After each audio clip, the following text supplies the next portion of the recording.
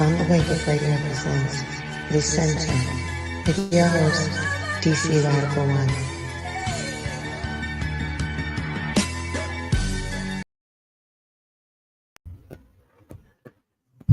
Greetings, friends, allies, family, and enemies. I am your host, DC Radical One, and you have entered the center. Shout out to our wonderful producer, Cindy Ashby. You can check us out on SoundCloud, YouTube, iTunes Podcast, Google Play, Stitcher, Spotify, and iHeartRadio at On the Wake Up Radio. Better than that, you can check us out on otwtube.com. That's otwtube.com. I'm not sure, but you can probably go over there and find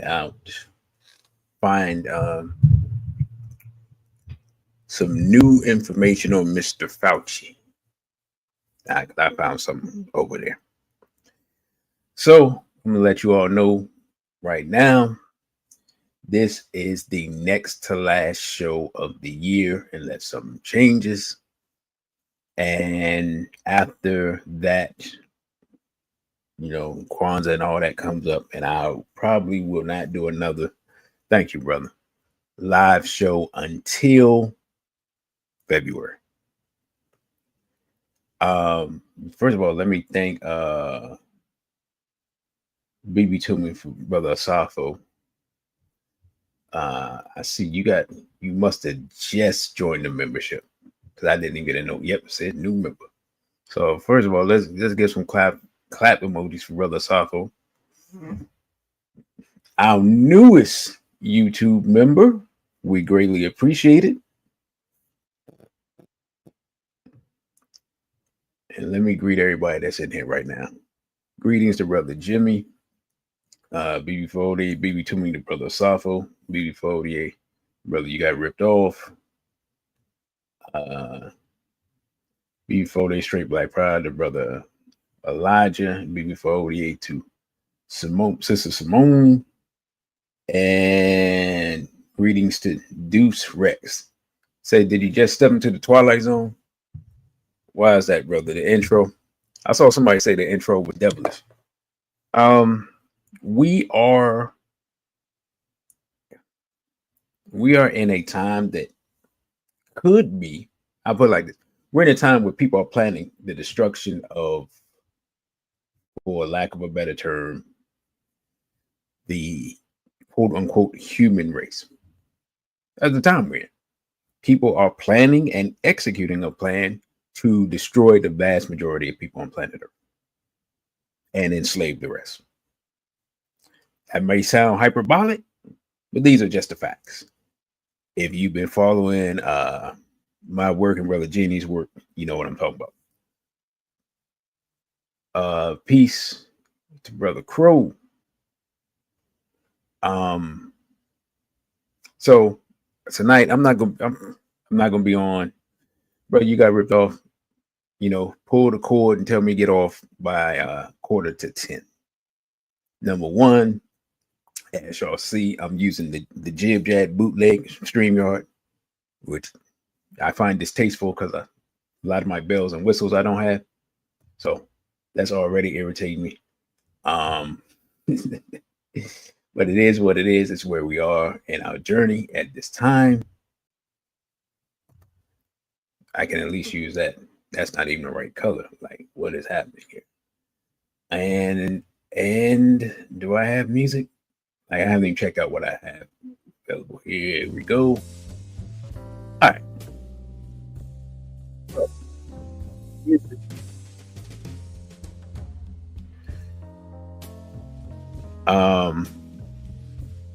Yeah, I'm gonna talk a little bit about Brother Jeannie in a minute. So here's the deal. If we get a certain amount of views tonight, I am going to have Brother Jeannie on this channel on Tuesday. the 10th. Or, and brother, I do gotta ask, brother Asafo, hey, what level did you join? What level of membership did you join? Because it's not, I didn't see it, and I didn't have a chance to check it out because I just saw it when I came on. So if you could let me know that in the comments, I'd appreciate that. Yeah, we get a certain amount of views, I'll have Brother Genie on. And if he comes on, that'll be the last show of the year, barring some you know what? How about that, brother? That makes perfect sense. Thank you, brother. Brother say the Asafo, of course. Anyway, what was I saying? So yeah, so that's the plan, to have him on Tuesday, and that'll be probably the last show of the year, you know. So as you all know, he is currently on tour in various cities across the United States. He was in New York last night. I did not attend. He will be in Atlanta, Georgia, Saturday. And I will have to put that up on the community tab because let me see if I can find that information real quick, because I did post it earlier today, so maybe I can find it. Let me give y'all that information real quick. Let's see. But anyway, I haven't talked to everybody in a while, so how is everyone doing? Greetings to Jazz. I don't think I know who that is. But what we're going to talk about tonight, while I'm trying to find this information to let y'all know, we're going to talk about what does the future of Africa look like in the second Trump administration. All right, here we go. So this Saturday, December 14th, 2024, 3 p.m. at the Black Dot Bookstore, 6984 Main Street, Lithonia, Georgia, 30058. Brother Jenny will be continuing his African Survival in 25th and the 21st Century tour at the Black Dot Bookstore. So if you're in the Atlanta area, that is the place to be. He will be there. There's no live streaming of these events. These are like, I got to talk to the family events. So there's no live streaming. And in fact, a lot of them will not even be,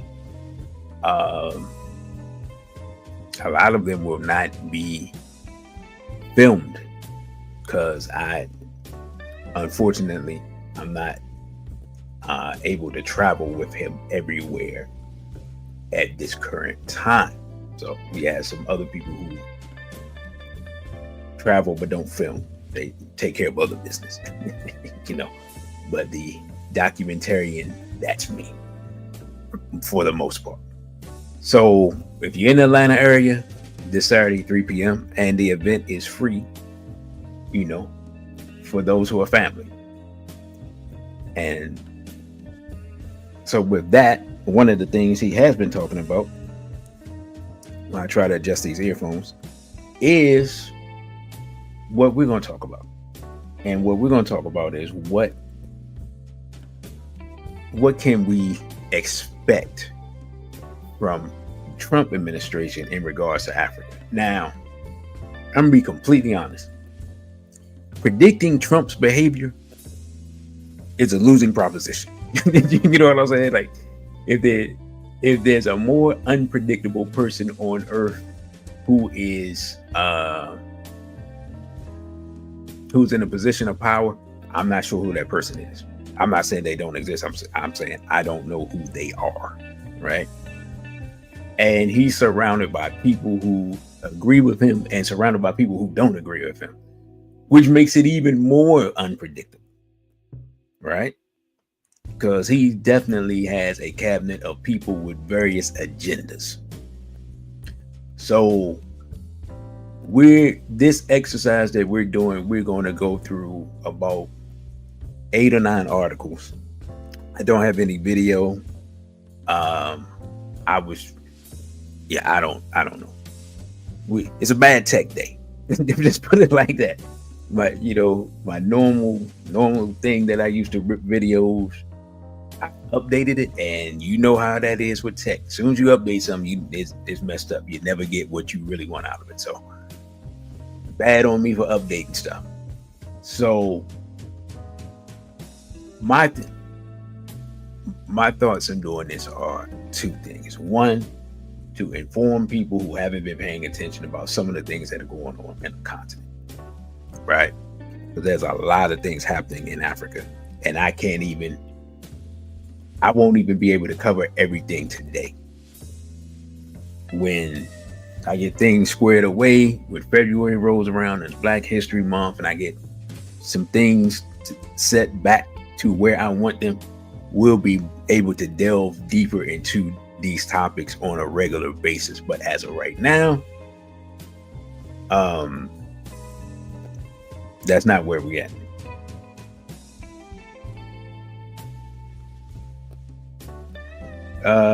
Let's see. Black Revolutionary says we should. Are you saying we should or should not care about what they do? Well, the reason we should care is because, plain and simple, it's like football. I just finished watching football. If you can predict the other team's plays, you can neutralize the play. That's why people watch film. Like, the biggest problem Black people have had for the last 6,000 years is we haven't properly studied our enemy to be able to neutralize their attacks.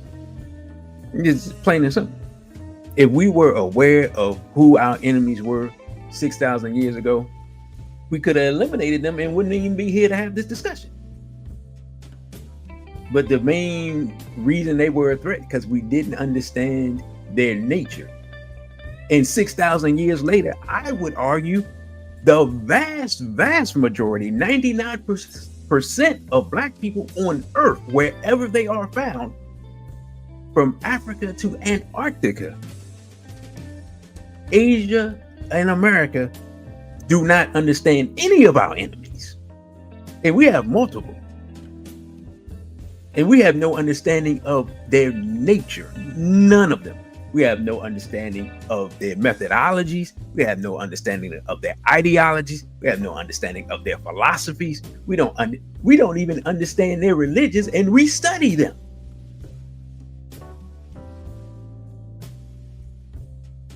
So I am of the opinion that it is our incomplete and utter ignorance of our enemies which is leading to our complete and total destruction. Now, if you would like to disagree with that, that is fine. Right? For example, let's just, as I go off on a tangent here, if we just look at the music industry, right? Many of our children want to go into entertainment. Now, because of Sean Combs, and before that, Robert Kelly, now all of a sudden everybody wants to talk about, how that demonic the music industry is, how satanic the music industry is. But if you've seen one of my earlier shows, the casting couch has been a part of Hollywood since the foundation of Hollywood. So here we are, almost literally 100 years late. And the only people we talk about is the Black people, Sean Combs. Is Sean Combs, is he acting like a devil? Hey, that's what the preponderance of the evidence says, yes. By the way, peace and power be before you to Brother Pro-Black and plant-based. But is he the author of the devilish mint or the servant of devils? He's the servant. And already we did a show on that way back in February, before they straight black rise, black South. So you talking about we can't wait around? We're not. Who's waiting around? What work are you doing, brother? I'm just asking the question. Because you talking about we can't wait around. I just told you 99% of black people don't even know what's going on. Because if they did, guess what? They wouldn't have took the jab. If they did, guess what? They wouldn't voted for Kamala Harris. If they did, guess what? They wouldn't be sitting around listening to N-word music all day. If they did, guess what? They wouldn't be shooting each other in the face, in the back, in the arm, in the neck every day. If they did, guess what? Black people wouldn't be calling ourselves N's and B words every day. So our behavior betrays our ignorance.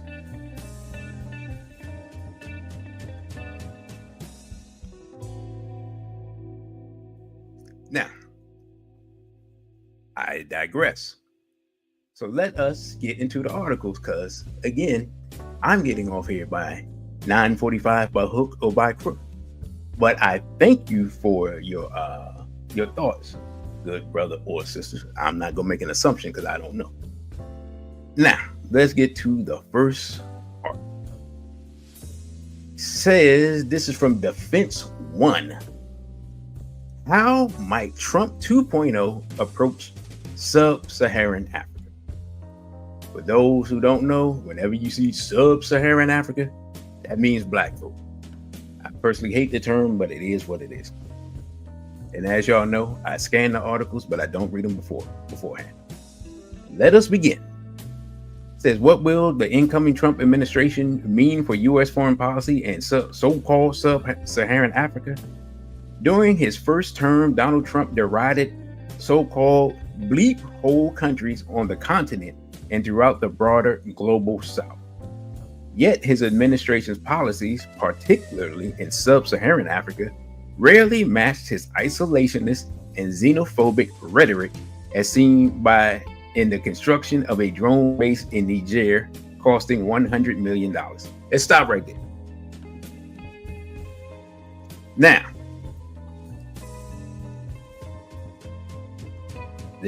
wait a minute. Okay.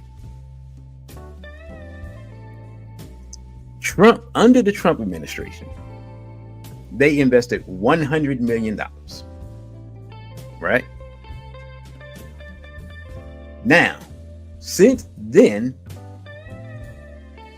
Niger has declared their sovereignty, kicked out the French, and the American troops, and anything that was left over has been claimed by Niger.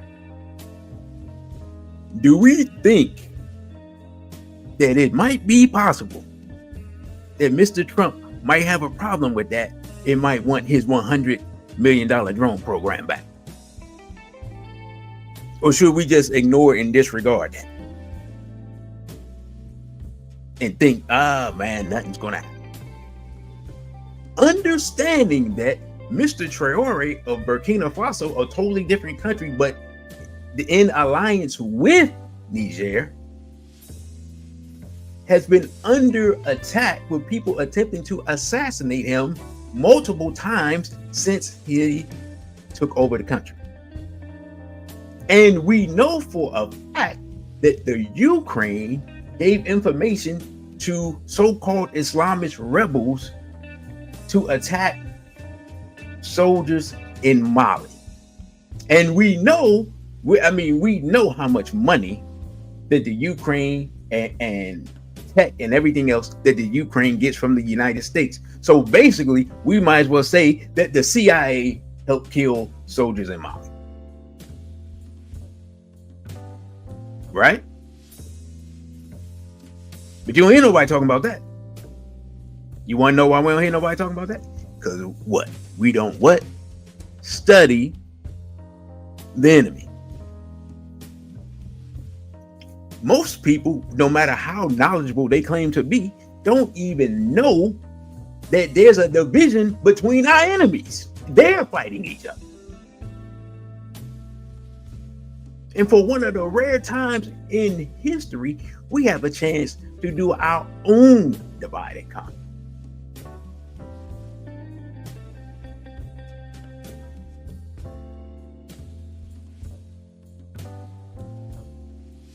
Brother Jimmy, I just told you that the man spent $100 million on a drone program, and you gonna tell me he's not concerned with Africa? If it wasn't for Africa, there wouldn't even be modern technology. Everybody is concerned with Africa. And even if he was goofy enough to not be concerned, you best believe the people around him are very concerned.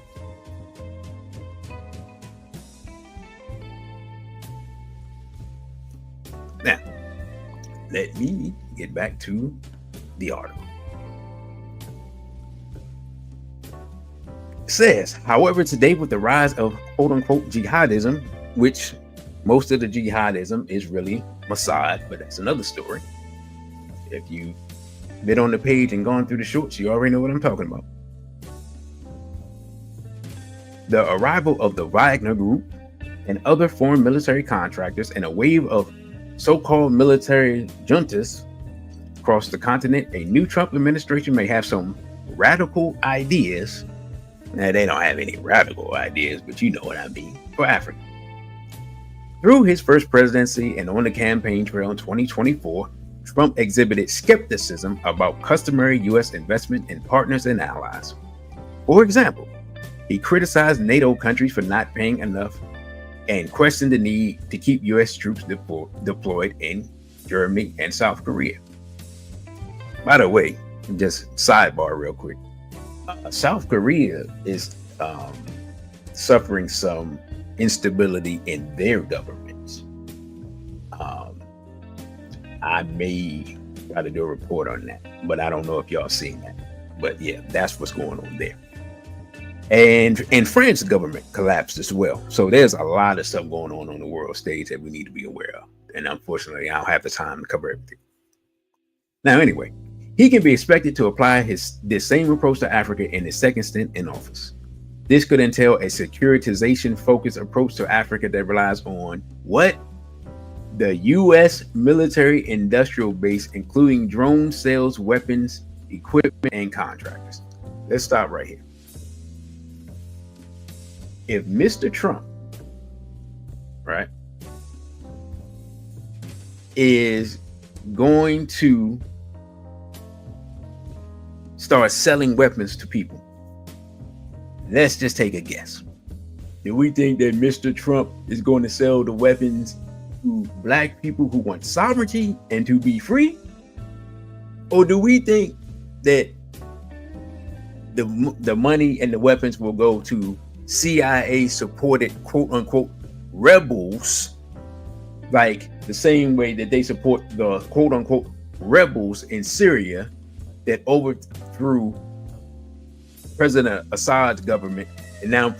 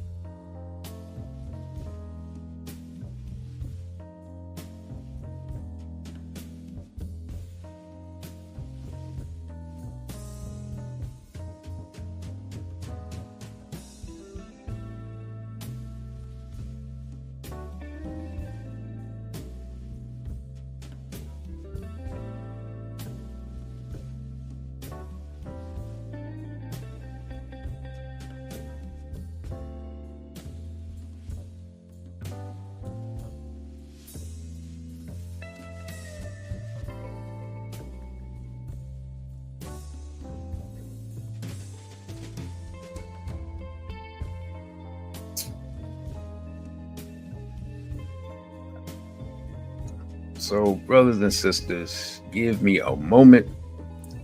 My entire computer just crashed. So let me get this together. You have my apologies.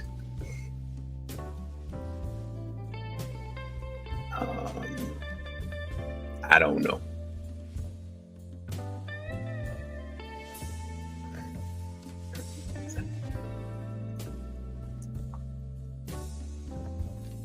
Let's try this again. Can y'all hear me? I have updated a lot of stuff on this computer for this not to happen. I don't know what's going on. But we're going to continue on as if nothing happened. Again, I'm your host, DC Radical 1, and you have entered the center. You can follow us on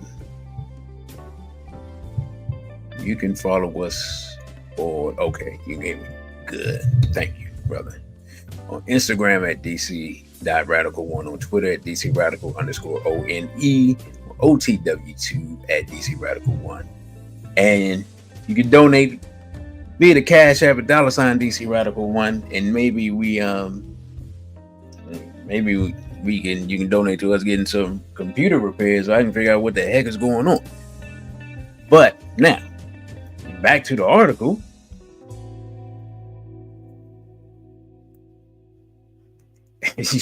What you say? There's too many upgrades. Apparently, it's not enough, brother. I don't know. Like what happened just now isn't like what happened before. The computer just shut down, reboot itself. So I don't know. I don't know if they we had to go through some things and see what's happening. But anyway, I think I was asking who do we think Trump would give the money to when we were talking about the military and industrial complex.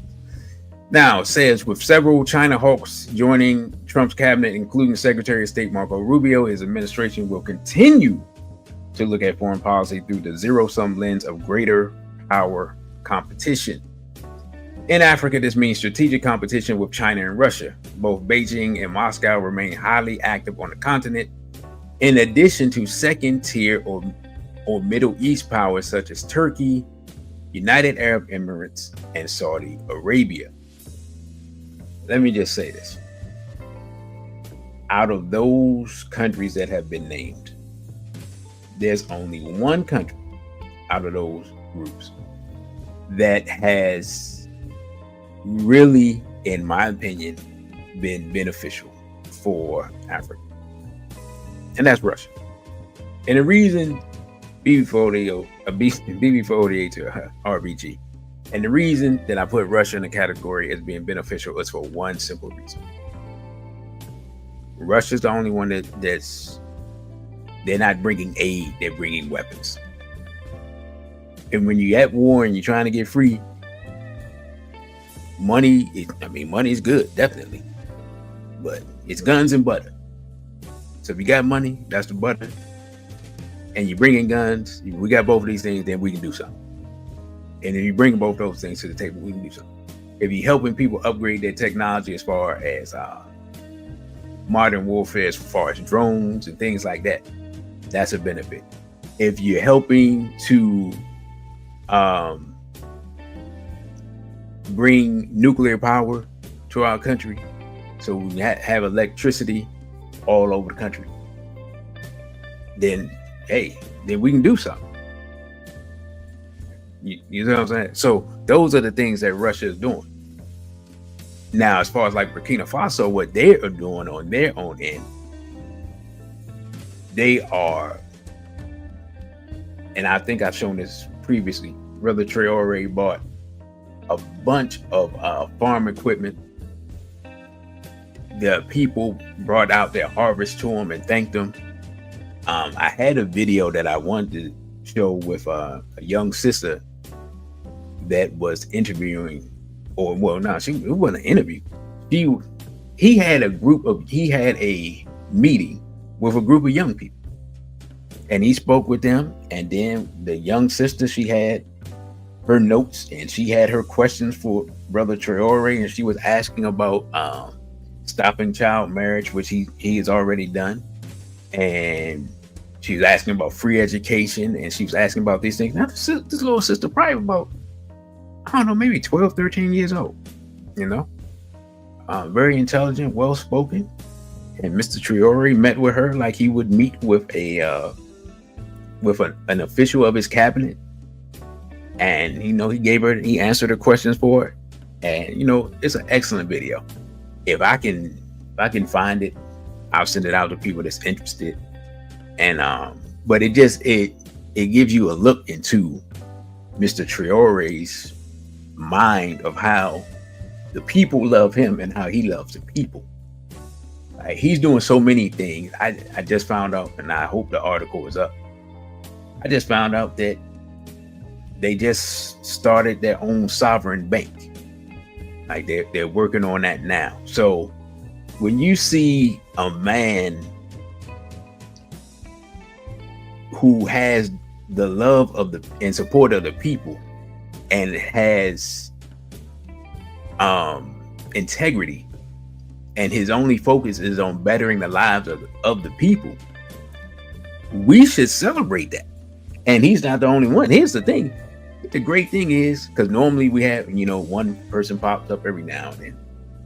He has aligned himself with two other brothers who are on the same path and of the same mindset. And many of our people don't even know what's going on, right?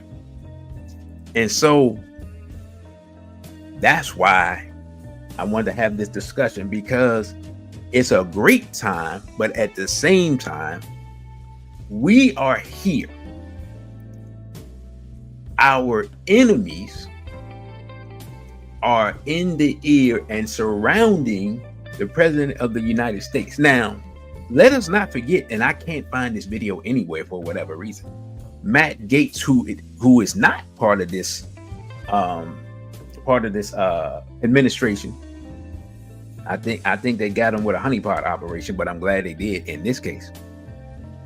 He called for, if I'm not mistaken, he called for bombing Niger.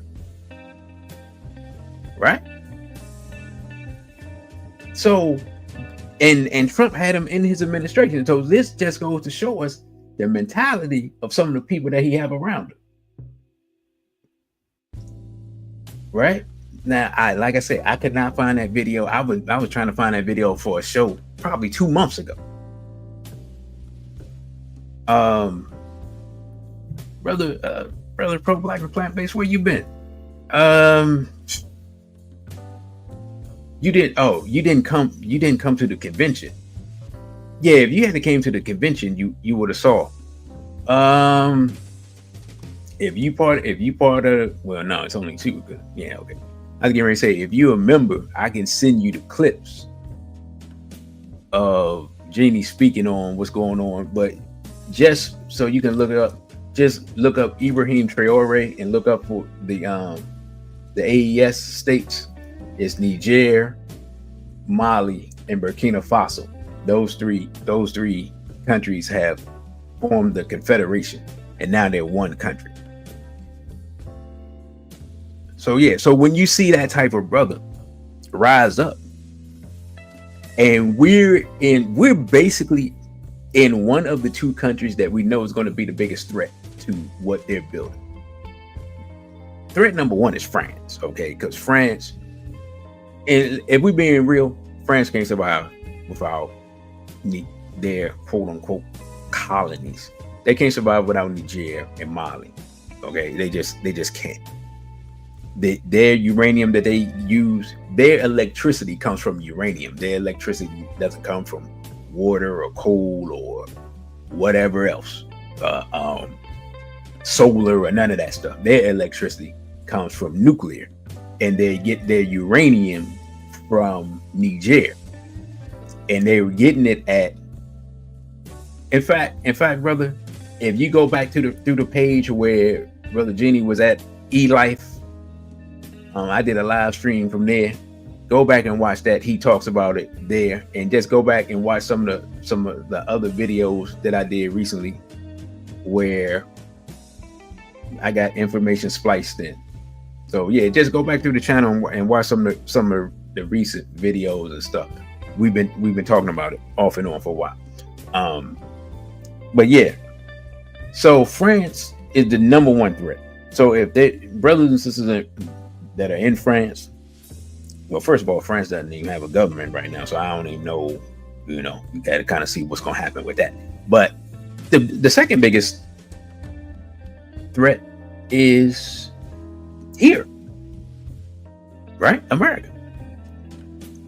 So do we have a big influence right now on this administration? Absolutely not. Okay, we already got black Republicans complaining that they don't have, that they didn't get any meaningful positions in this administration. Okay, I mean, that is what it is. Can we inform enough people and do enough organizing to start a hands off the Sahel before they even get started? Absolutely. In fact, the time is to start now. Can we spread the positive news amongst our people about what's going on there? Absolutely. That's literally part of the reason why I'm doing this show. A lot.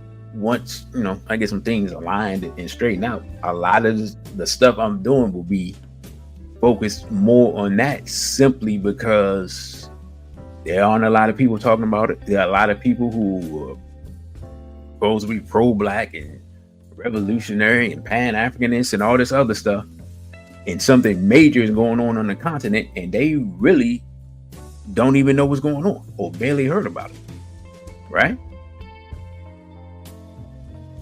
So the time to do something is now. Fortunately and or unfortunately, Biden is so busy trying to, well, actually, let me correct myself. Anthony Blinken is so busy trying to start a war or up the ante with the war between the US and Russia, to the point where it gets nuclear, that fortunately he don't have time to deal with the Sahel. But that doesn't mean that Trump won't, because the first thing Trump said he wants to do, now whether he can accomplish it or not is a whole nother matter, is to stop the war between Ukraine and Russia. Well, the whole thing in a nutshell is that Putin already said the parts that they have already taken and the parts where the majority of the people are Russian, that's Russia now. Period. End of discussion. You know what I'm saying? It's like big bank take little bank. You know what I'm saying? So you jumped out there, you caused all this confusion. Now I had to come over there and smack you up because again, I know I'm going off on a tangent. It's just gonna be one of them nights. I might have to just come back tomorrow and finish this show, which definitely was not planned. But the whole discussion about Biden and his son and the pardon and all that, people didn't pay attention to it. Candace Owens talked about it. I heard it from before I saw her. I heard it from I think I saw it on Redacted. The pardon goes all the way back to 2014. Why is that relevant? Because it was in 2014, as we have talked about on this show previously. It was in 2014 where the CIA and the State Department, underneath Victoria Nuland, engineered the overthrow of the duly elected president of the Ukraine before they put in this clown, homophile, women's clothes wearing fool Zelensky as the president. He's not the duly elected president. He was installed after a coup engineered but by the US government and the small hats. Right? Victoria Nuland, we talked about it. So Mr. Biden pardoning his son is directly related to that and whatever crimes may have been committed. He didn't just pardon him for the tax evasion and the little gun and drug and whatever that little small time stuff was. He pardoned him for the big time stuff because Hunter Biden was part of some Ukrainian oil and gas company or something, doing who knows what over there. Right? So that's what I'm saying. That's why we got to know what's going on, because you got world-changing events that could lead to World War III, and we don't have no clue what is happening. I saw a bunch of people talking about, yeah, you should have pardoned his son, this and this and that. I'm like, okay, cool. But you don't even know the ramifications of the pardon and what's being covered up.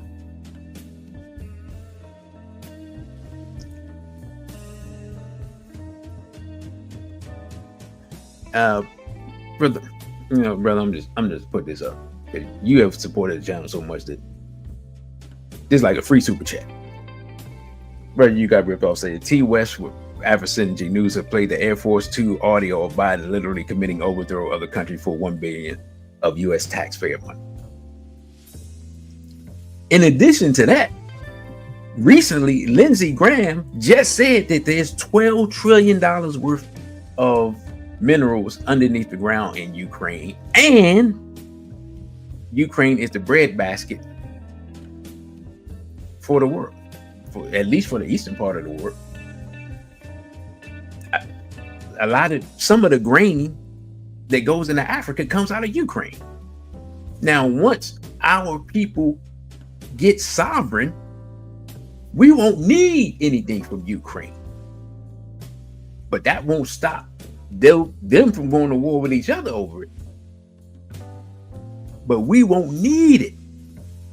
In fact, we don't need it, but we don't control our own resources. A lot of black people don't even naturally eat wheat, being completely honest. They got different forms of grains and flour and stuff that they use in different parts of Africa. A lot of people eat millet and rice and stuff. Other people eat teff. They make teff flour and the different stuff that in East Africa and Ethiopia that they use. But because we're under the thumb and the boot of a foreign people, we eat what they eat.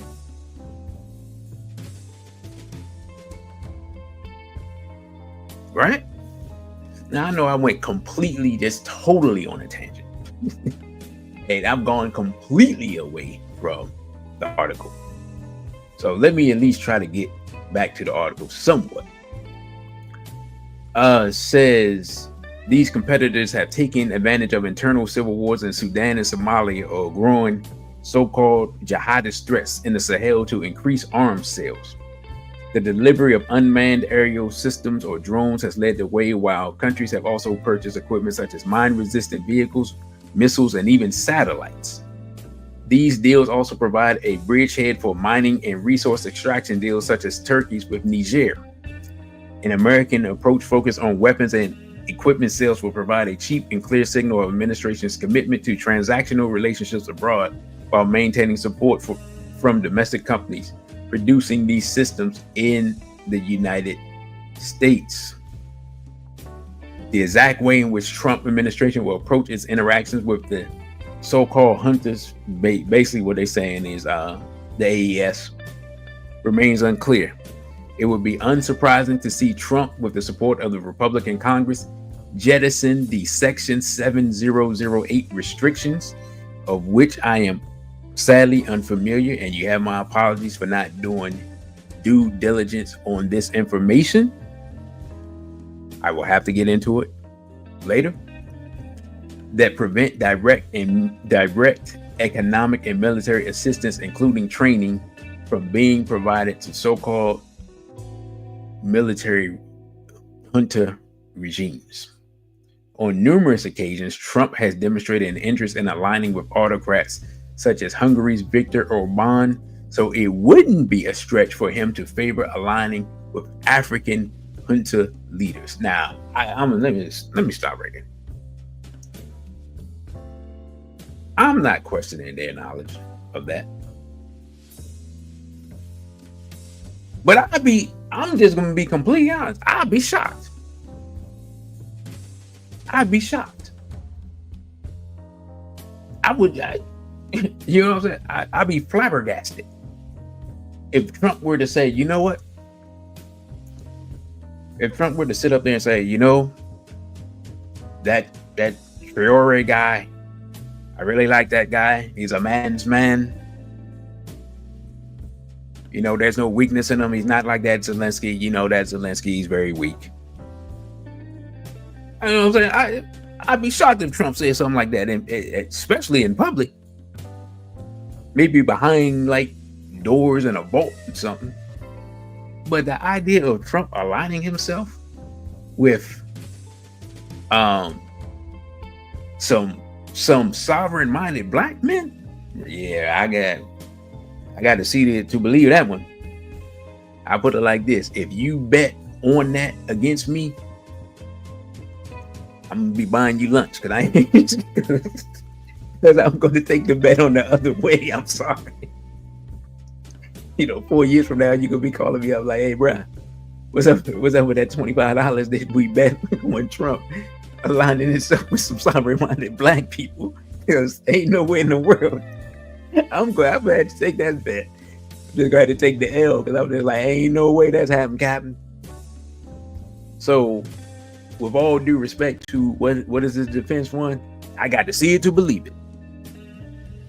I was just saying, like, and again, I previously said Trump is the most word I'm looking for, the most unpredictable person probably in politics on earth. And I still can't see that happening. I can't see it happening because even if he thought it, the people around him would be like, "Are you crazy? Do you see these people? They're black." And he'd probably be like, "Yeah, I know. I used to hang out with black people all the time in New York. What's the problem?" They're like, they're black and they want to be free. And you never know. Trump might be like, does that mean we don't have to send them money? And they won't be sending it out their people here to the southern border? Because if that's the case, I don't know. You know what I'm saying? But eventually they can be like, this is a ridiculous idea. And they probably, even if he thought about it, they probably just go behind his back and be like, man, forget what he's talking about. So, is there a possibility? Yeah, sure, whatever. You know, according to Defense One. Do I really think that's going to happen? Absolutely not. Absolutely not. Absolutely not. Anyway, we're gonna read a little more into this article, then we can move on. Says still, let's see. Oh, where were we? Okay, the administration can either withdraw these restrictions entirely or circumvent them by placing Sahelian leaders in the same category as Egypt's government, a regime that came to power through a coup, though one that the United States has avoided labeling as such. Yeah, because they pick who they want, who they down with, and who they ain't, and you know. Says still, such an approach could run counter to Trump's other priorities, particularly the president-elect's commitment to isolationism, demonstrating the internal contradictions within the nascent foreign policy of Trump 2.0. Trump has also highlighted the importance of transactional relationships, which would argue against the extension of aid to some junta states. Peter Pham, who was a special envoy to the African Great Lakes region during Trump's first term and may receive appointment in his second, noted that there was a higher chance assistance would be cut off if a country was perceived to be acting against U.S. interests. We have to be more intentional about that, and that means capable partners and accountability. Thus, junta regimes that have potentially aligned themselves with Russia or ones that might align with China in the future may be removed from potential aid programs. Now let's stop right here. That's a good thing, because the so-called aid programs always have there's always a string attached. Part of being sovereign is I don't need your aid. part of being sovereign is it's the difference between somebody paying for you and you being business partners, right? A business partner relationship would be different. What Russia and the Sahel have is a business partner relationship, right? That's what they're building right now. Like, hey, let's sit down. What can you do for me? What can I do for you? Let's exchange this. I have this, you have that, right? What the United States has been doing is we'll give you this and we'll take all of this stuff and you still got to pay us back, right? Now, again, and I always refer to it, I think books 1 and 2, Diary of an Economic Hitman. It shows explicitly how that works for those who don't know. If you have not read the book Diary of an Economic Hitman, at least read the first one, you don't understand how, quote unquote, the West and the corporations ensnare foreign governments and make and subjugate them using economics and military and quote unquote diplomacy, right? So that's an excellent book to study. So again, we can see how our enemies act and their methodologies and their ideologies, right? Now, let's see. Is there anything else that I really need? Let's see. He says we have to be more intentional about that. And that means capable partners and accountability. Thus the regimes. Okay, it says given this confluence of factors, it's hard to determine how the new administration will handle America's delicate relationship with Africa's crop of hunter governments, but they could be a return to a more real politic approach than the case during the Biden administration. On its face, this is not necessarily a bad thing, although it could raise concerns within the U.S. State Department and amongst what? So-called human rights and civil society organizations. Let's start right here. Remember long ago in another show, we broke down what human rights meant. Human rights just means LGBT. The Human Rights Campaign, that's LGBT. The human rights word is just LGBT. So what they're saying is that if Trump were to simply do what he kind of known for doing, the rainbow people are going to criticize him, right? Because again, the Sahel has rejected LGBT. They patent was it Mali? Or no, I think it's Burkina. Just passed some new laws in June, I believe, June or July, against LGBT. And the people whose national flag, who shall not be named, is the same as the rainbow flag, which is actually an inversion. I got to look at it again to make sure, but I'm going to say it right now. And if I'm wrong, y'all correct me. But it is an inversion of how the chakras are. The rainbow flag is an inversion of the chakra system, the 7 chakras and the colors and stuff. It's an inversion of that, which is wild. I mean, you know, that's some deep science now that I think about it. But anyway, those people have paid a lot of money to Trump, and we don't know what they want in return. But what we can probably guess, based on what this person says, part of what they want is for rainbowism to be spread in Africa. So that's that. If there is a reason why Trump could be made to interfere in African sovereignty, the rainbow is going to be the reason. Not 9 times out of 10. And it may not openly be the rainbow, it just may be under the guise of quote unquote human rights. So that's something we got to look out for. And we'll just have to pull up our ancestor Baba Mugabe, who said, plain and simple, we are not gays. That's what he said. Baba Robert Mugabe. You can go to my shorts page and look at it 100 times in a row, if you like. Now, that's enough of this article because I haven't got started yet. As we try to get. All right, here we go. Let's start with this one. This is a short one.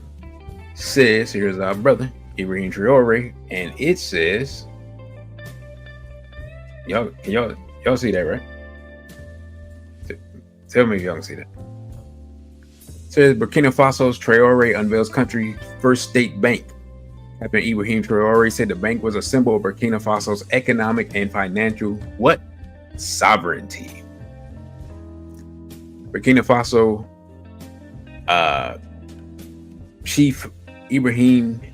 Captain Ibrahim Traore on Friday launched the West African nation's first state-owned bank, known as Burkinlam. The bank was opened in Ouagadougou, the capital of Burkina Faso, according to a statement by Traore on X. Hey, I don't follow Traore on X. Man, I'm tripping. I don't be on there like that, but I'm still tripping. Anyway, with integrity as its compass, this bank is a tool and symbol of Burkina Faso's economic and financial sovereignty, said Traore. The bank is unprecedented in a country that has been plagued by so-called terror threats since 2015, leading to the collapse of the economic and social political sectors. Traore led a successful coup in September 22 to take over the nation. According to Traore, the bank will be closer to the people and will contribute to our country's social economic development through a more appropriate method of financing structural projects and programs. As the leader of the nation, he invited public and private development organizations and economic operators to make use of this bank to participate in the collective construction of a sovereign economy at the service of our country's development. Let's stop right here. What is the one thing that will guarantee that not the quote unquote government will come after you? What's the one thing you can do that'll make we're going to use code words here, the globalists come after you? Controlling your own money. Right? That's why they came after Gaddafi. Because he was talking about the African continent controlling their own money based on gold, which no one has more gold than Africa. And they said, yeah, that's not going to happen, buddy. Now, I had forgot this, but I saw something and the person was like, yeah, we forget that Gaddafi paid for the first satellite for Africa. People in Africa used to have to use a European satellite. You make the call, it goes to the satellite beams it to Europe, and then they beam the call back to another African country. So in order to call another African country, even if it's the country next door, people in Africa had to use a European satellite. Gaddafi paid for Africa's satellite, and now people can at least do that.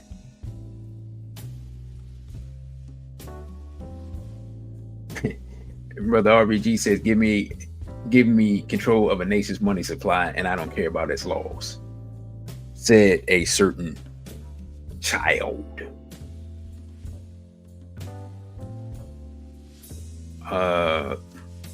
Brother Jimmy, you said what role is COINTELPRO?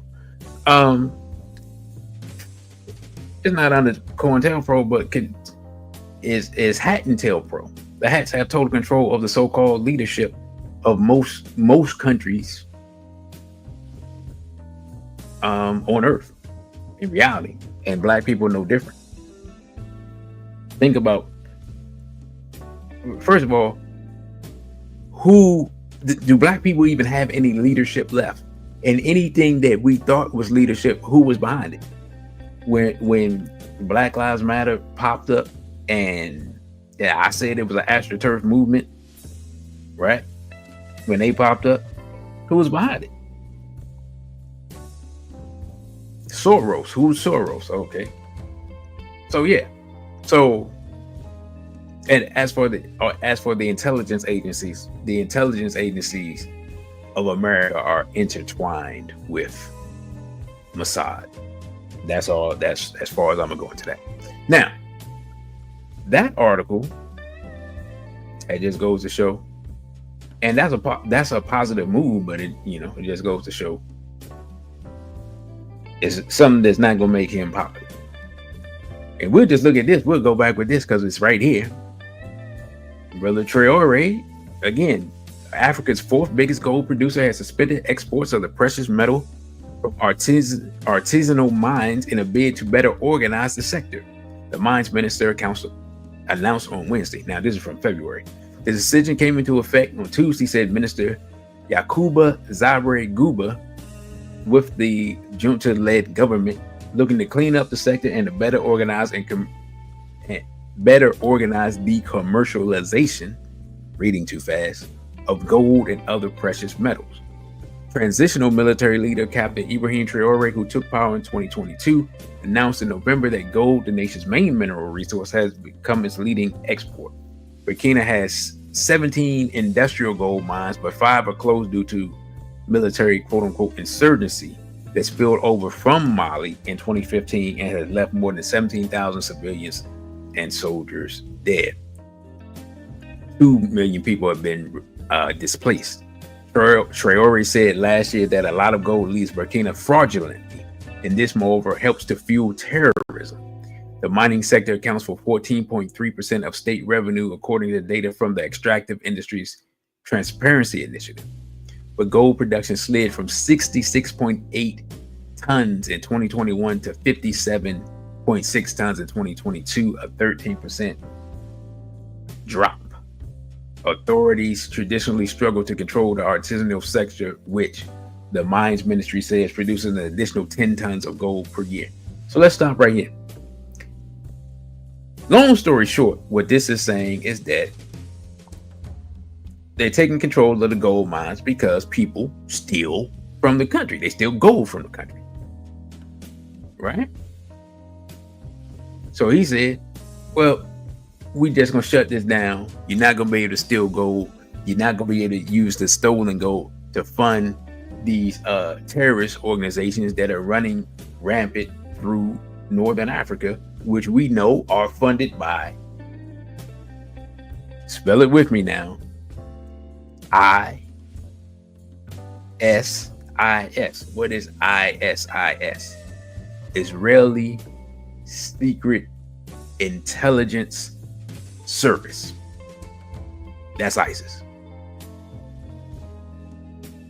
Again, go to the page, go to the short section area. It's all broken down there. I didn't make it up. Right? Now, let's go to our next article.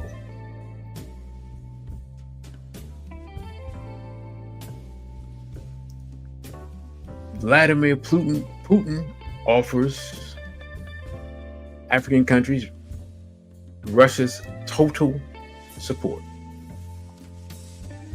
Russian President Vladimir Putin has offered what he calls total support for Africa, including in the struggle against terrorism and extremism. The speech was read out at a summit in the Black Sea resort of Sochi. They had the Winter Olympics there at one time by Russian Foreign Minister Sergei Lavrov. Several African governments have cut ties with traditional Western allies. Let's stop right here. Those people weren't allies. They were former colonial masters. Like, so what are we talking about here? Brother KW Dawn says, doesn't Zimbabwe have gold-backed currency? I am not sure if they have implemented that yet, brother. I would have to look into that. So I can't be 100% sure. My apologies for not having an answer to your question.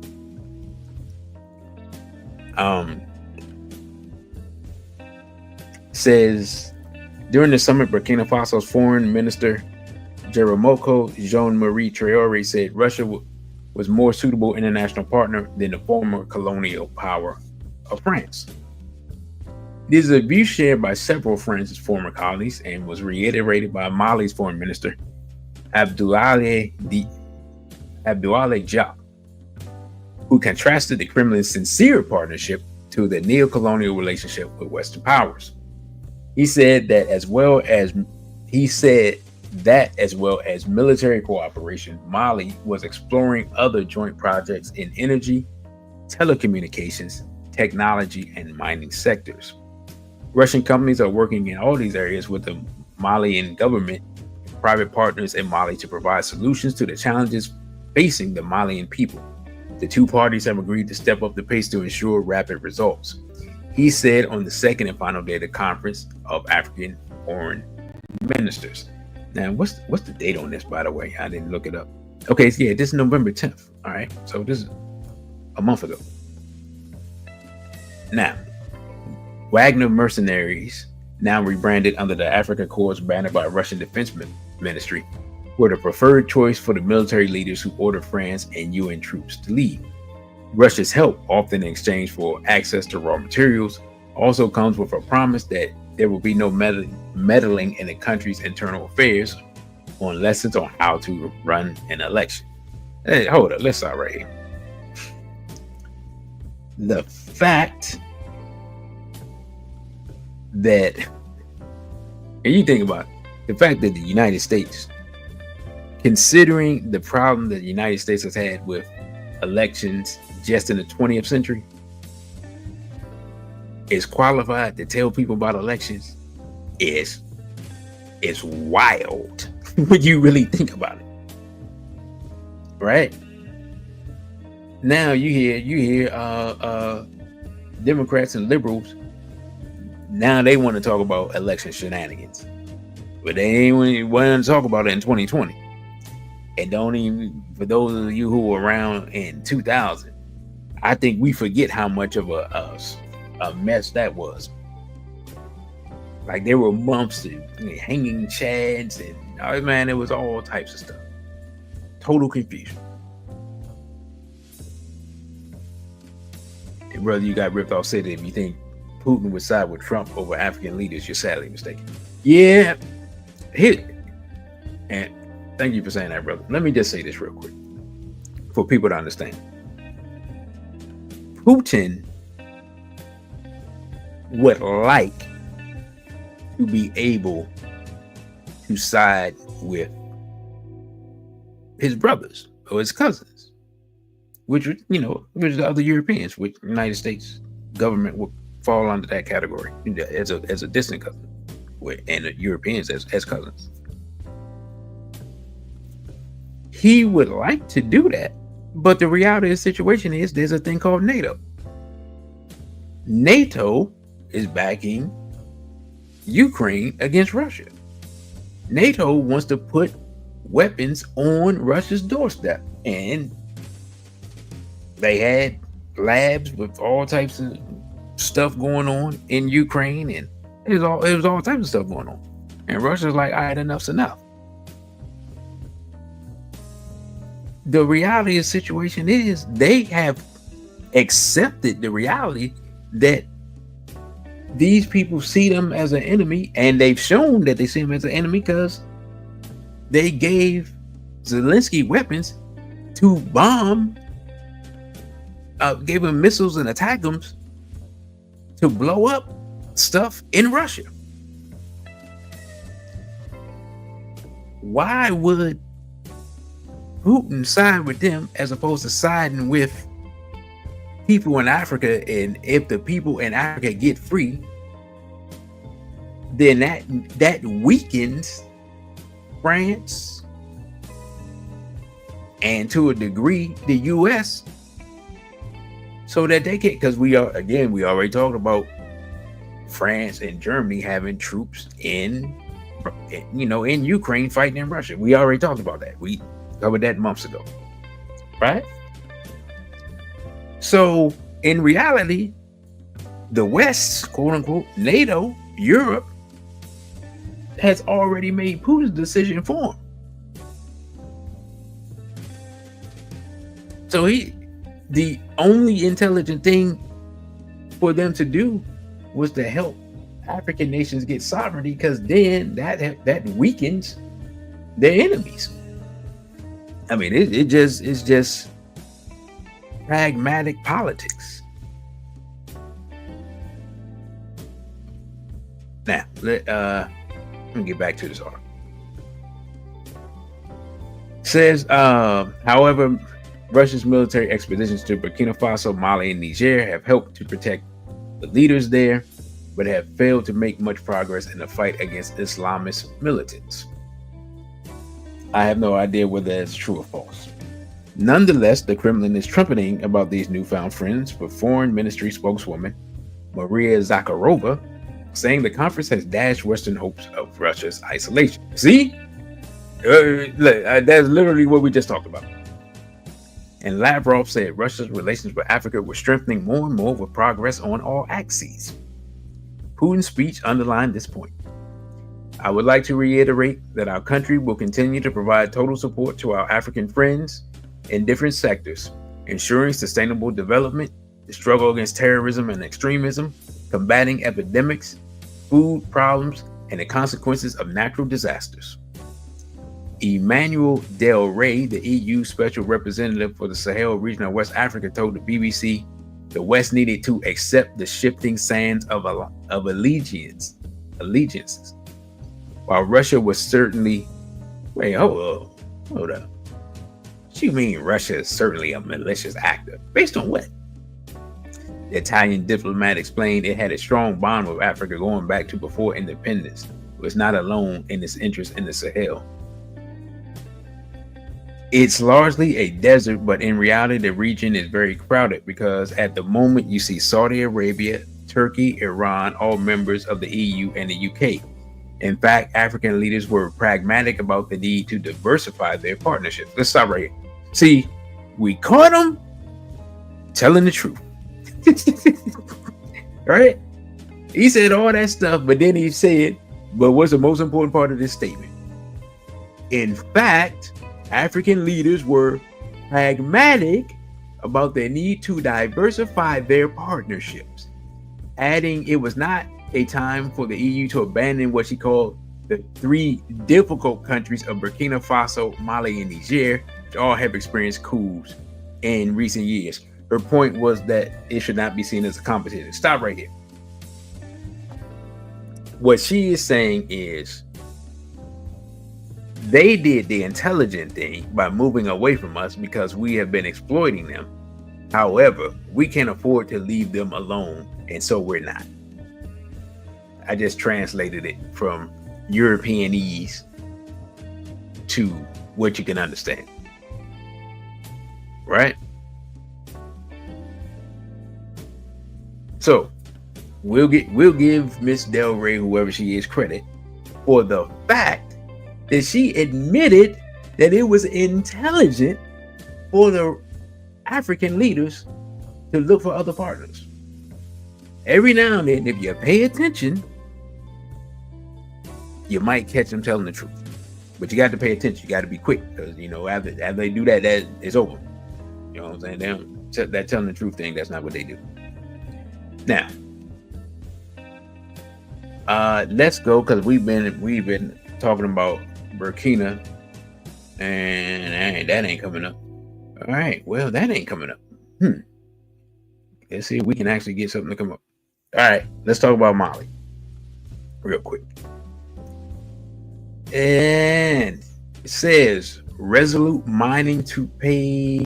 All right, well, let's see what it says once the advertisement goes. All right, let's try this again.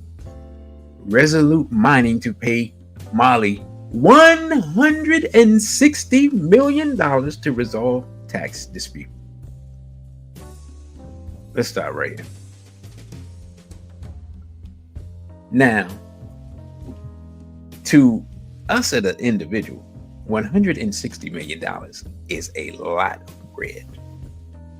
Like, I could take 1/160th of that and be good. Right? But if someone actually owed me $160 million, it would be a problem.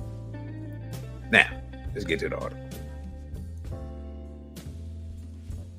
Says Australia's Resolute Mining said on Monday that it would pay $160 million to Mali's government to help resolve a tax dispute after the West African country detained its CEO, Terence Holohan, and 2 other employees this month. Resolute has made the initial payment of $80 million as part of the settlement from existing cash reserves and will make future payments of about $80 million in the coming months from existing liquidity sources, it said in a statement. After the news, Resolute shares fell by 14.3% on Monday to 0.345 cents. Oh, wait a minute, that's Australian cents. Their lowest since March 1st. The detained employees were in Mali's capital of Bamako to hold discussions with mining and tax authorities regarding general activities related to company's business practices, the company said last week. Resolute is currently working with the Malian government to release the detained employees who remain safe and well and are receiving support from the UK and international embassies and consulates, the miner said on Monday. We are supporting 3 British nationals who have been detained in Mali and are in contact with the local authorities, the British government's foreign office said in response to the detention. Mali is one of the top gold producers, and the detention of mining company employees, which have also included some senior local staff at Canada's Barrick Gold, is becoming part of a pattern as the government seeks to extract more income from the sector. Let's stop right here. Now, why is that crazy? First, all right, I don't know who this dude is, but I don't actually want him on the screen. So give me a second, because I don't know who this dude is, and I don't know what he's talking about. So I don't want to see him. Let's stop right here. And so then they just moved this. He just moved his picture to the side. They like, you gonna watch this dude, whether you like that. Let's think about this. Mali has gold. Mali has gold mines. People from outside of Mali, foreigners, in this case Canadians, have interest in the gold mines and are mining the gold. Right? And now Mali says, hey, you owe us money and we're just going to keep you here until your folks pay what they owe. And people think that that's extreme activity. But the United States and every other sovereign nation does the same thing. Right? Like you have a gold mining company. You have money and you owe us. But I want us to think about the optics of it. When was the last time a black government, was bold enough to call out and hold a foreign white official to detain him until he paid what he owed? See, that's sovereignty. That's power. Oh, you owe us some money? And you think you're not gonna pay? All right, cool. You're not gonna pay? You sure? All right, cool. All right, well, we'll just have your president of your company, we put him in a nice plush little office over here, and we'll secure him so nothing strange doesn't happen to him. So we'll put some armed guards around him, but he'd be all right. He'd be comfortable. I mean, we got a nice new mattress for him. He can chill on, and he'll be here until you come up with that money, right? You see, Dr. John Henry Clark said that. Wait a minute, can y'all see me? Are y'all getting a visual and an audio? Am I good? Y'all let me know. Make sure I'm good. Dr. John Henry Clark said that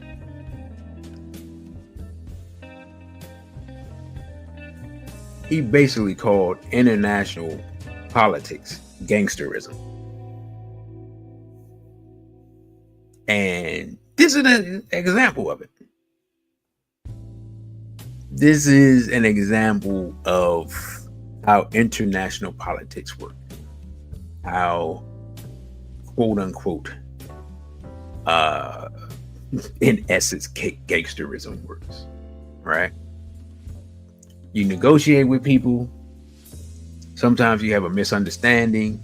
They think that they can do whatever they want because your country's weak, or you're soft, or your former colony, or you're primitive, or whatever they think, right? Whatever ideas they have about you. And then you have to disabuse them of those ideas and let them understand that you know how to play the game and that you can speak, what did Malcolm X say? Speak a language that all of us can easily understand. And then once you explain that in a language that they can understand, it's amazing what happens. He's like, we read the article, like suddenly, whoa, yeah, man, you know what? We got $80 million right here. Here you go. Wow. I found $80 million in my back pocket. Here it is. And the brother say, oh, wow, that's lovely. Thank you. When will we have the other 80? Right? See, I'm going to quote Minister Farrakhan of all people. One time he said, you got a new black man here today. When you talking about the brothers in the Sahel, you talking about new black men. You talking about new, they're new, but they're old in the sense that they're men like we used to be before we started becoming N-words. See, when we were men, we forget this. It wasn't singing and marching and begging and all that. It was manhood, right, that allow us to make the gains that we made. And that doesn't mean that our sisters didn't support us. In fact, our sisters did support us by demanding that we be men.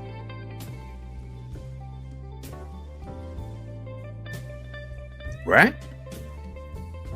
So as an example, when the police were going buck wild in Oakland, and the Panthers said, well, we're going to police the police. Don't get more manly than that. You're going to get guns and a law book and police the police in the 60s. You can't get Negroes to police the police in 2025.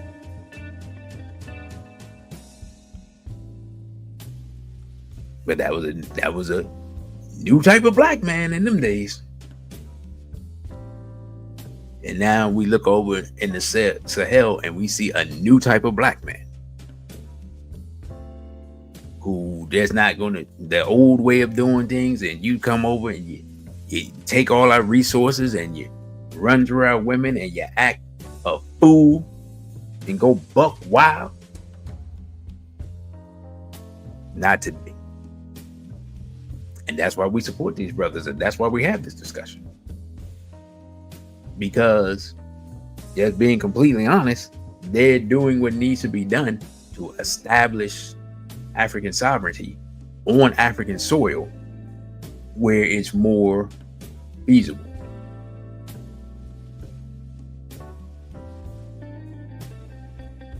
What you say, brother? You got ripped off. You say the spirit of the Honorable Robert Mugabe runs through the three kings of the Sahel.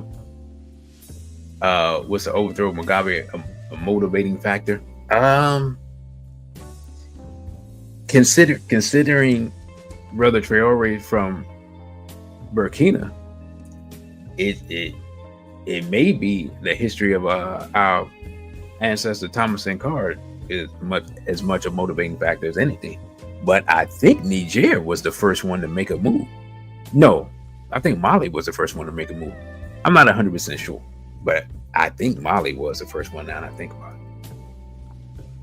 So, I don't know. So I'm gonna read this last article and then I'm gonna close out. Hopefully, we can get through this without any tech issues. You see our brother here. These brothers don't look like they're playing at all. Right? And that's our brother Chiani right here. I don't know if y'all can see that in the cursor. And the BBC says how uranium mine became a pawn in the road between Niger and France. And y'all know I take different sources from different people. Sources that we agree with and sources that we don't. So let's get into this real quick. It says in the latest sign of a dramatic deterioration in relations, that's an understatement, Niger's military rulers appear increasingly determined to drive France out of any significant sector in their economy, and particularly uranium mining. This week, the French state nuclear company Orano announced that I'm so tired of them. The military leaders, I'm so tired of using this word, which deposed France ally President Mohamed Bazoum. Right. In other words, he was France's man. In a coup in July 2023, had taken operational control of its local mining firm, Somaïr. The company's efforts to resume exports have for months been blocked by the regime and is being pushed into financial crisis. And the impact could be felt more widely, although Niger accounts for less than 5% of uranium produced globally. In 2022, it accounted for a quarter of the supply to nuclear power plants across Europe. Now, if you're France, that's a problem. Here's what we don't think about, because unless you've been to Europe, you don't really think about it. I lived in Germany before. Hey man, Europe is cold, like cold. Now, the situation between Russia and Europe and the US already led to blowing up of the pipeline that was supplying gas to Europe from Russia. I can't even remember the name of the pipeline now, brother. You got ripped off. Help me out. Say Mali was first. All right, thank you, brother. That's what I thought about. I wasn't sure. So that natural gas pipeline was set up. Now, the Nord 2 pipeline thing. Now you're talking about the electricity which comes from the nuclear plants, which needs the uranium. Now you're talking about that being curtailed. Europe is in trouble. And the globalists are pushing Europe to cut off their nose to spite their face, because them fighting and arguing with and getting the US blowing up pipelines and all that, it's only hurting the European people. It's not hurting Russia. It's not hurting. And this situation where Niger taking control of their uranium mines, that's certainly not hurting Niger, because Russia said they would already help to bring nuclear power to Burkina. So if they're going to use nuclear power to fuel electricity in Burkina, then who do we think that they're going to get it from? They're going to get it from Niger. Burkina's going to get it from Niger. You ain't got to go nowhere. You're already in alliance with them. So whatever you were losing would lose to the market in Europe, you're gonna make up for. And what they did is when they confiscated their stuff back, they're now selling it at the price it should be sold. They were selling it at like 5% of the price that it should have been sold. So they were being robbed blind, right? And now they're not, because they took control of their resources. All right, let me get this article out the way. So the timing could hardly be more awkward as Western countries struggle to meet the challenge of quote unquote climate change and cut their carbon emissions from electricity generation. For French President Emmanuel Macron, already wrestling with political crises at home, as we talked about earlier, the potential departure of Arano from Niger is certainly awkward in image terms. It coincides with bruising news from other long-standing African partners. No, not partners. You know what I'm saying? People who were enslaved. Chad has suddenly announced the ending of a defense agreement with Paris, while Senegal has confirmed its insistence on the eventual closure of French military bases in Dakar. But in any case, the crisis facing Arano in Niger represents a significant practical challenge for French energy supply. With 18 nuclear plants totaling 56 reactors, which generate almost 65% of its electricity. Let me slow down. Let's read this carefully. With 18 nuclear plants totaling 56 reactors, which generate almost 65% of its electricity, France has been ahead of the game in so-called carbon emissions from the power sector. But the country's own limited production of uranium ended more than 20 years ago. So 65% of their electricity is dependent upon uranium, and they don't have any.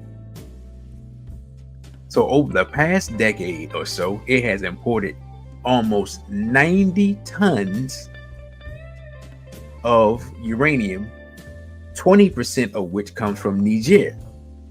Only Kazakhstan, which accounts for 45% of global input, has a more important supply. The continuing paralysis or the definitive shutdown of Arano's operations in Niger will certainly force France to look elsewhere.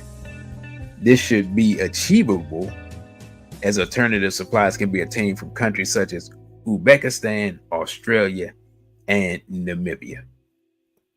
Let's just be honest.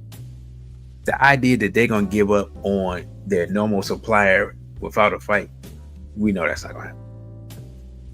Last year, the West African neighbors responded to the coup in Niger by imposing a trade blockade that paralyzed uranium exports. Other suppliers readily stepped into the breach. And also, this means France has to pay more.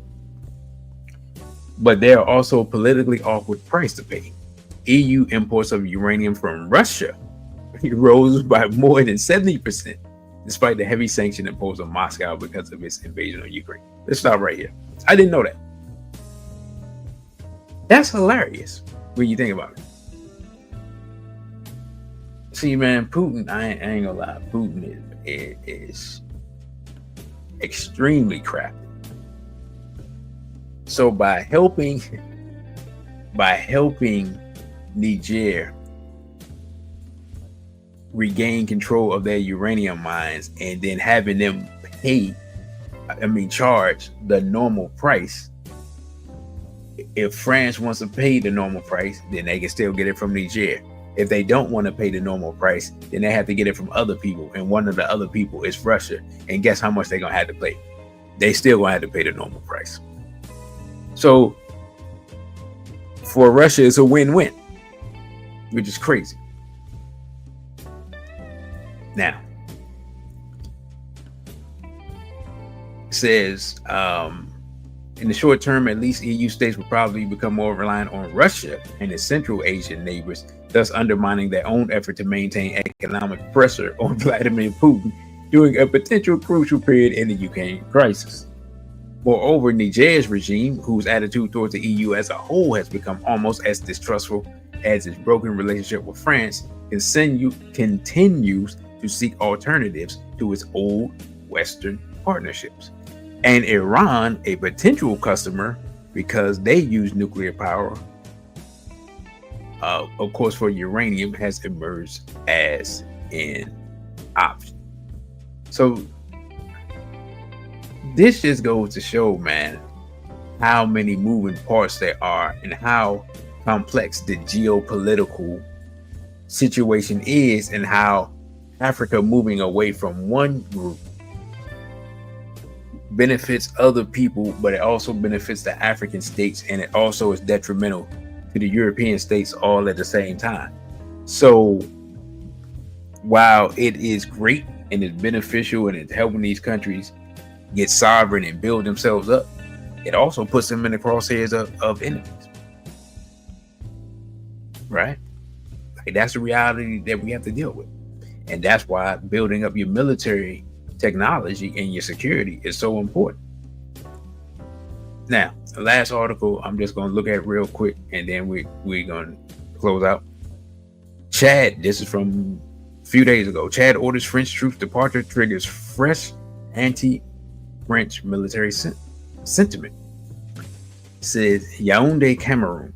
Chadian President Mohamed Idriss Deby has defended his decision to break military ties with France, saying at a news conference Sunday that their defense pact no longer meets Chad's security needs.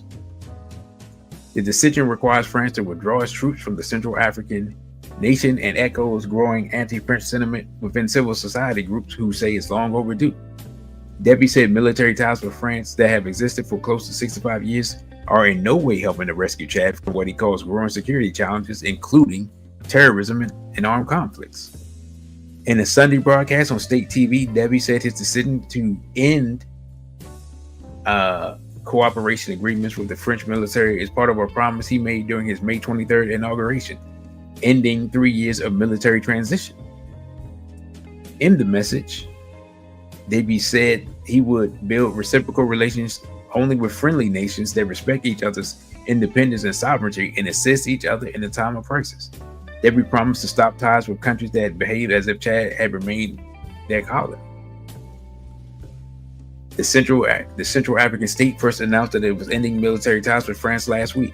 The announcement came after French Foreign Minister Jean-Noël Barrot, or Barrot, I forgot he's French, Barrot, visited Chad and was told that Chad's military is strong enough to protect civilians and their property, according to government officials.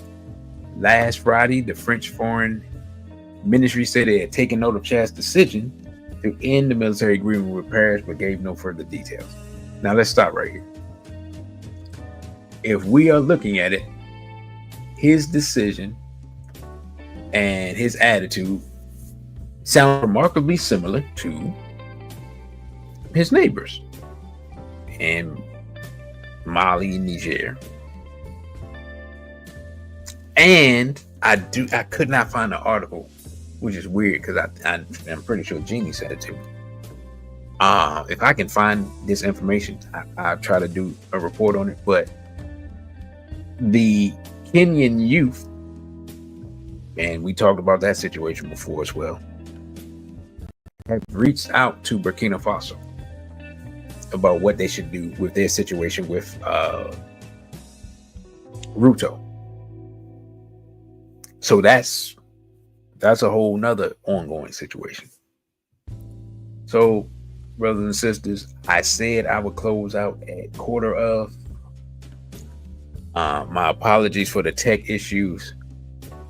Tomorrow I'll try to edit that part out, so during the rewatch you won't see it. I think brother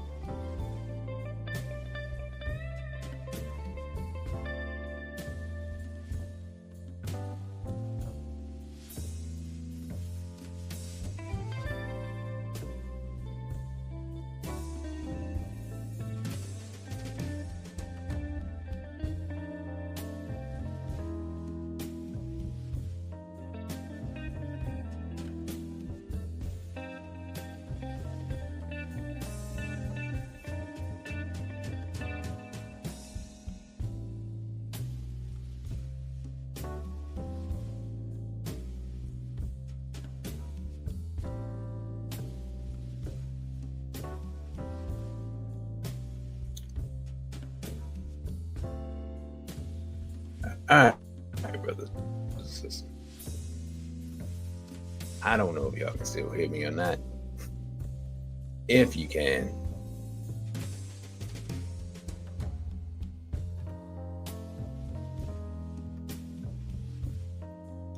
I was about to close out. And I'm going to formally close out and get out of here because I don't know what's going on. I don't know. I'll figure it out. We had a good number of people come through. Hopefully the views are good. You have my apologies for the tech issues. I want to thank Brother Safo for joining the channel. If anyone would like to donate via Cash App $DC Radical 1. It's pretty obvious that it's needed considering things literally falling apart around here. You know what I'm saying? If nothing else, I definitely need a what you call it, a Wi-Fi upgrade. that's without question.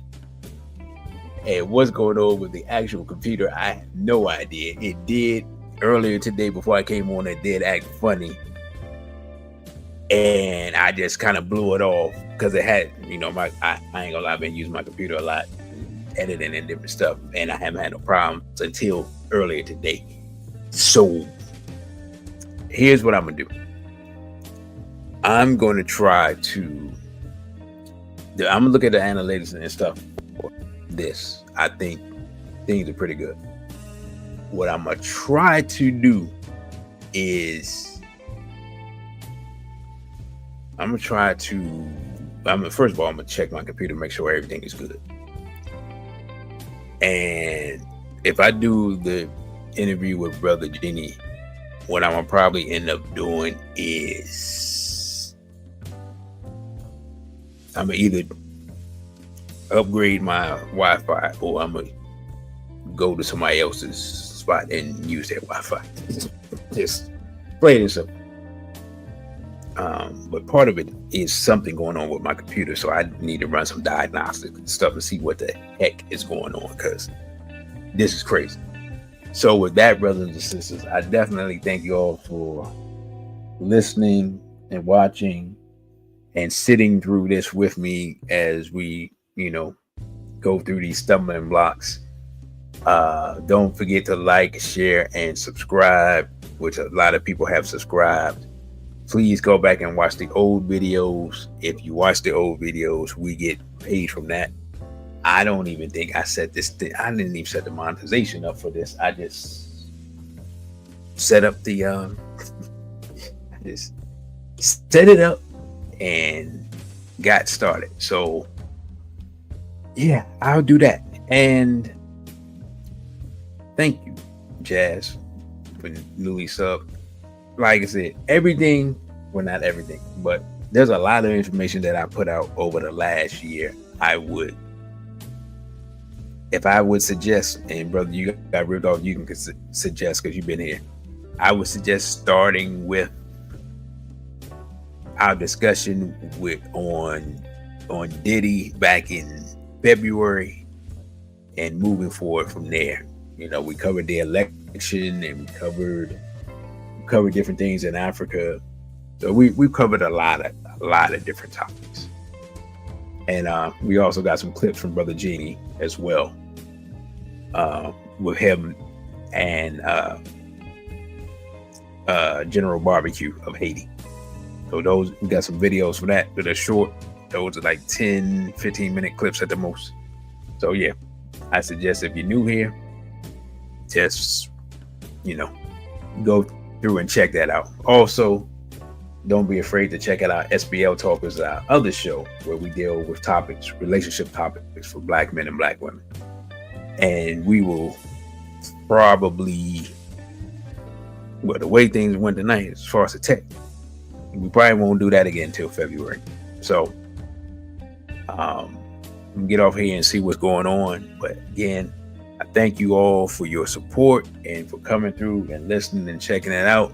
With that, I say, a BB for ODA, and straight black pride.